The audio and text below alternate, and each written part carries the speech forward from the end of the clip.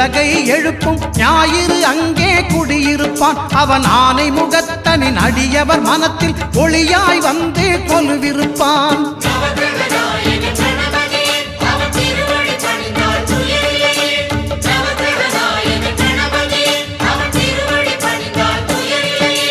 ஒன்பது கோளும் ஒன்றாய் காண அங்கு கற்பகம் என்னும் கடவுளின் மெய்யில்